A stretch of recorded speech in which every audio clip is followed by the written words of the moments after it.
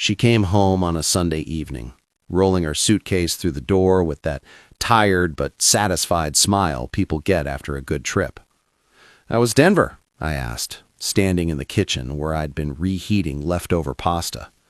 "Exhausting," Lauren said, dropping her bag by the stairs. "But productive. The conference was incredible." She looked good. Too good for someone who just spent 4 days in back-to-back meetings. Her skin had this glow, hair freshly styled, nails done. She smelled like expensive hotel soap and something else, a cologne I didn't recognize.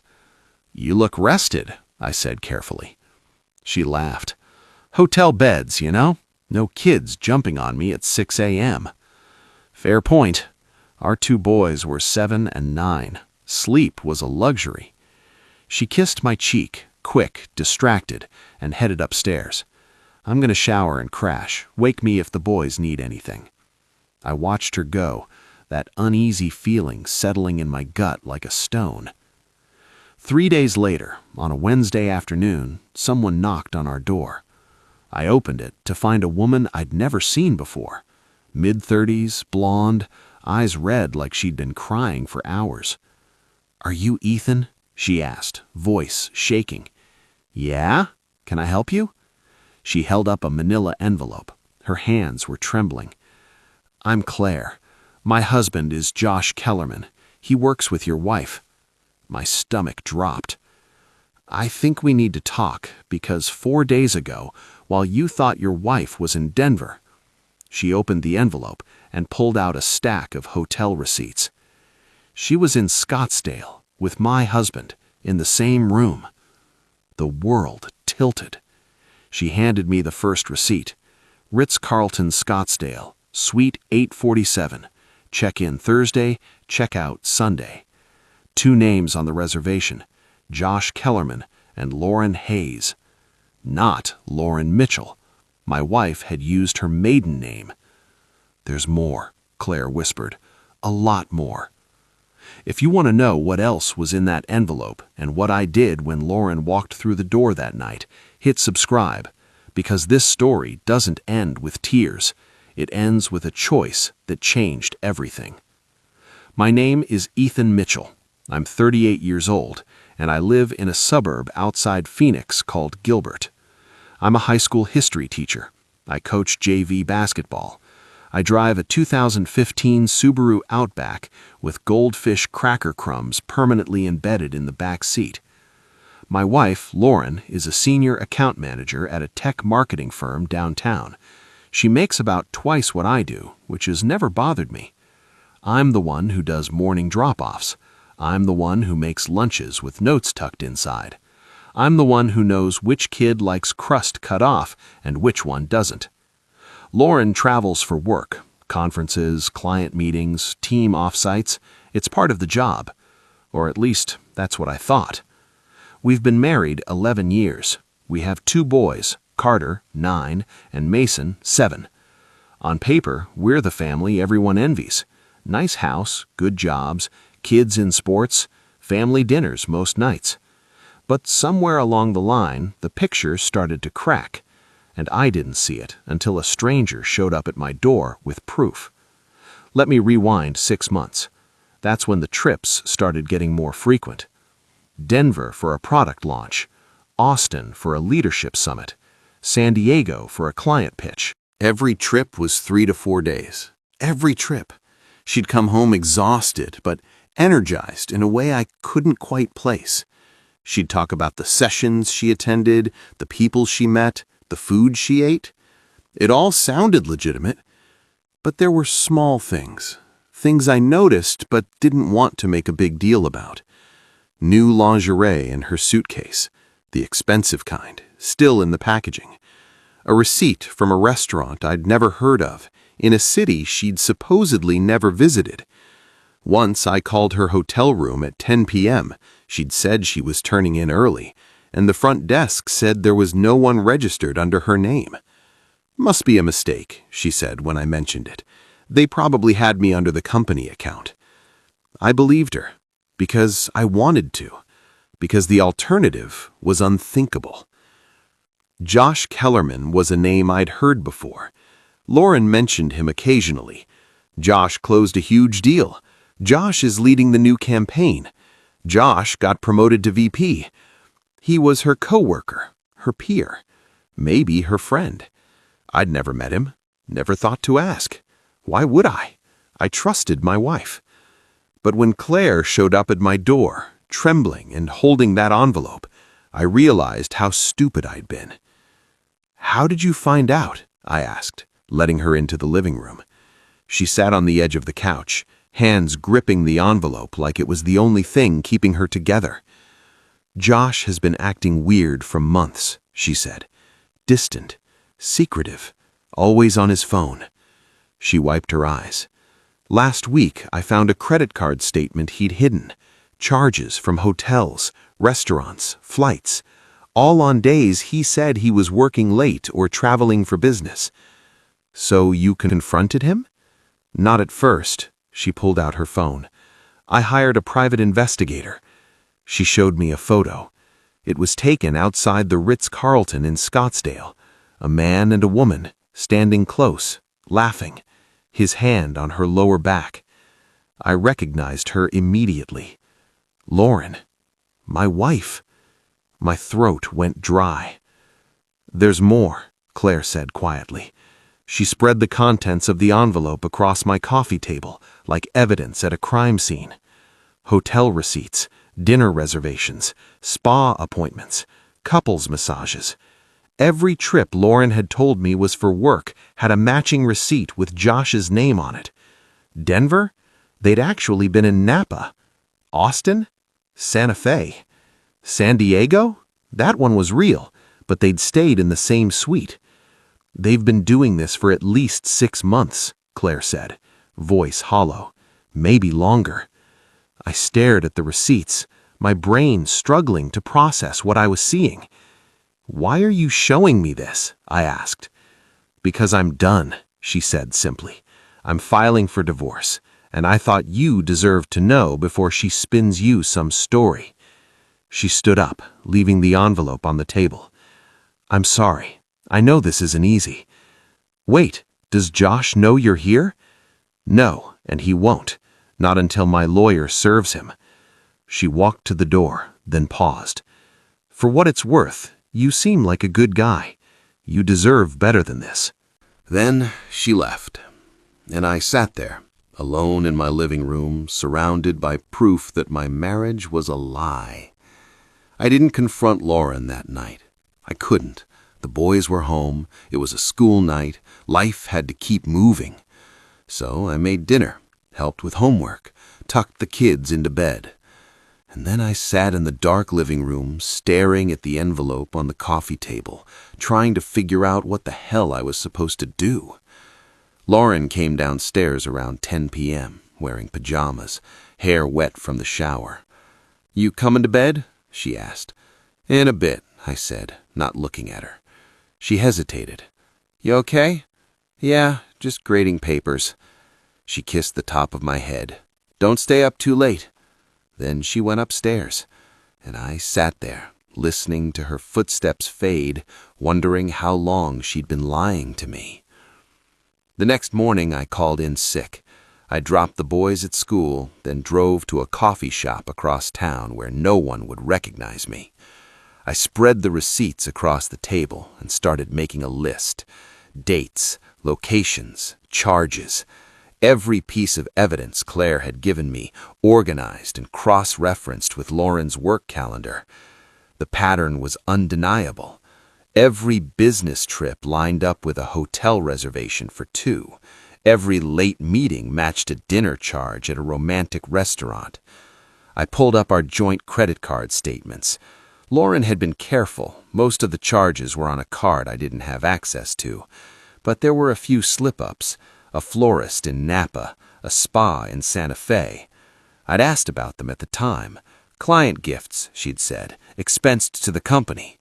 Lies. All of it. I felt my hands start to shake, not from sadness, from anger. I'd spent 11 years building a life with this woman.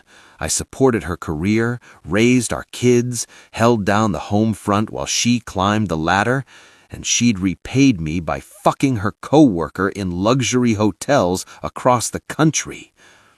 I needed advice, but I couldn't talk to my friends. They all knew Lauren.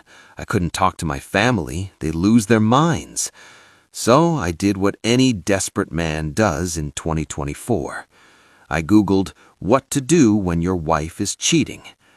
The results were a mix of therapy blogs, legal advice, and Reddit threads full of men who'd been exactly where I was. One thread caught my eye. Caught my wife cheating, here's what I did. The top comment was from a guy who'd handled it like a military operation. Don't confront until you have everything documented. Get a lawyer first, protect your assets, secure your kids, then and only then drop the hammer. The replies were full of men thanking him, saying his advice had saved them in their own divorces. I read the whole thread. Then I read 10 more. By the time I left the coffee shop, I had a plan. Step 1, find a lawyer. I called 3 firms that afternoon. The first 2 couldn't see me for weeks. The third, a small practice run by a woman named Angela Ruiz, had an opening the next day. What's this regarding? I asked. Divorce, infidelity. We can help. See you tomorrow at 2 p.m. I hung up and felt a strange sense of relief. I wasn't just a victim anymore. I was taking action. That night, Lauren came home late. Sorry, she said, dropping her bag by the door. Josh and I had to finish a presentation for tomorrow. Josh. She said his name so casually, like it didn't mean anything. How's Josh doing? I asked, keeping my voice neutral. Good, stressed, you know how it is. Yeah, I said, I bet. She didn't catch the edge in my voice, or if she did, she didn't care. She heated up leftovers, scrolled through her phone while she ate, then went upstairs to catch up on emails. I stayed downstairs, staring at the envelope hidden in my desk drawer. Tomorrow, I'd start building my case. Tonight, I just had to survive. Angela Ruiz's office was in a strip mall between a nail salon and a chiropractor. Not glamorous, but the reviews online were solid. She was in her mid-40s, sharp-eyed, no-nonsense, the kind of lawyer who'd seen every flavor of betrayal and wasn't impressed by any of it. I sat across from her and slid the envelope across the desk. My wife's coworker's wife gave me this. I need to know what I'm dealing with. Angela opened the envelope, flipped through the receipts. Her expression didn't change. How long have you been married? 11 years. Kids? 2 boys, 7 and 9. Joint assets? House, cars, savings. She makes more than me, but we've always kept things joint. Angela nodded, making notes. Arizona is a community property state. That means anything acquired during the marriage gets split 50-50 in a divorce. Even if she's the one who cheated? Even then, infidelity doesn't affect asset division, but it can affect custody and spousal support. She looked up. Do you want custody of your kids? Yes. Then we need to be smart. Don't confront her yet. Don't tip your hand. We need to document everything first. What do you mean? Bank statements, credit cards, her travel schedule, text messages if you can access them. The more evidence we have, the stronger your position. She leaned back. Cheating spouses get sloppy. They think they're untouchable. We're going to use that against her. Over the next 2 weeks, I became a detective in my own home. I went through Lauren's laptop while she was at work, found old emails, deleted texts she thought were gone. I pulled up our cell phone records, hundreds of calls and texts to Josh's number. Late at night, early in the morning, during hours she'd told me she was in meetings. I checked our credit card statements going back a year, found charges she'd hidden, jewelry, lingerie, flowers sent to an address I didn't recognize, Josh's house, I later learned. I documented everything, screenshots, photos, spreadsheets. Angela had been right. Lauren had gotten sloppy. She thought I was too busy with the kids and work to notice. She thought I trusted her too much to check. She was wrong. The breaking point came on a Friday night. Lauren's phone buzzed on the kitchen counter while she was upstairs putting the kids to bed. I glanced at the screen. Josh. Can't wait for next weekend. I booked the suite. My blood went cold. Next weekend? She told me she was going to a conference in Seattle. I picked up her phone. It wasn't locked. She trusted me that much. I opened the thread. Months of messages. Flirting, planning, explicit photos I will never be able to unsee. And then, buried in the thread, a message from 3 weeks ago. Lauren, I think I'm falling for you. Josh, I know. Me too. I set the phone down carefully, hands shaking. She wasn't just cheating. She was in love with him. I didn't sleep that night. I lay next to Lauren in bed, staring at the ceiling, listening to her breathe. She had no idea I knew. No idea that in 2 days I'd be meeting with Angela to finalize the divorce papers. No idea that her perfect double life was about to implode. Saturday morning, I got up early, made breakfast for the boys, acted normal. Lauren came downstairs around 9, already dressed, makeup done. I'm meeting the girls for brunch, she said, grabbing her purse. Have fun, I said. She kissed me on the cheek, the same casual, meaningless gesture she'd been giving me for months. Then she left. I waited until her car was out of the driveway. Then I called Angela. I'm ready, I said. Let's file. The papers were served on a Tuesday. Lauren was at work. A process server walked into her office, asked for her by name, and handed her the envelope. I wasn't there, but Claire, Josh's wife, was. She'd coordinated with me. She wanted to see the look on both their faces. She texted me a photo 20 minutes later. Lauren sitting at her desk, papers spread in front of her, face white as a sheet. Josh standing in the doorway, his own envelope in hand, looking like he'd just been hit by a truck. Claire had filed for divorce the same day. We'd timed it perfectly. Lauren came home that night like a storm rolling in. She slammed the door, threw her bag across the room. "What the hell is this?" she shouted, waving the papers. I was sitting on the couch, calm. I'd been preparing for this moment for 2 weeks. "It's a divorce petition," I said evenly. "I can see that. Why didn't you talk to me first? Why didn't you talk to me before you started fucking Josh?" She froze. The color drained from her face. "I don't know what you're—" "Don't," I interrupted. "I have the receipts, the texts, the photos, all of it." I pulled out my phone and held up a screenshot of her message to Josh. "I think I'm falling for you." She stared at it, then at me. "Ethan, I'm done," I said quietly. "I'm done being lied to. I'm done being the idiot who believed you every time you said it was just work. It's not what you think. It's exactly what I think." I stood up. "You've been cheating on me for at least 6 months. You used our money to fund your affair. You lied to me, to our kids, to everyone." Her eyes filled with tears. "I didn't mean for this to happen, but it did, and now you get to deal with the consequences." She tried every angle. First, denial. "It was just a mistake. It didn't mean anything." Then blame. "You were never around. You were always focused on the kids." Then bargaining. "We can fix this. Counseling, whatever you want."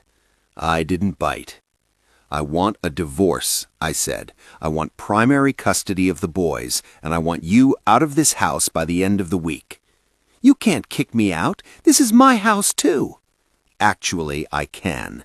Arizona law allows me to request temporary orders. My lawyer already filed them." Her face twisted. "You've been planning this." "Yeah, while you were planning your next trip with Josh." The next few weeks were hell. Lauren hired her own lawyer, an aggressive guy named Brad, who immediately started making threats. "My client is entitled to half of everything, the house, the savings, the retirement accounts." Angela didn't flinch. "Your client committed adultery and used marital funds to finance it. We have documentation. Arizona is a no-fault state, but fraud is fraud, and we're prepared to argue that your client misappropriated marital assets." Brad backed off, slightly. We went to mediation. It was brutal. Lauren cried, she apologized, she begged me to reconsider. But when it came time to negotiate, she wanted everything. The house, the cars, full custody. "She's delusional," Angela muttered during a break. "Can we win?" I asked. "We can, but it's going to get ugly." It got ugly. Lauren's lawyer tried to paint me as a controlling husband who'd driven her into Josh's arms. They brought up the fact that I'd accessed her phone and laptop without permission. "Invasion of privacy," Brad argued. "Marital property," Angela countered. "He had every right to access devices paid for with joint funds."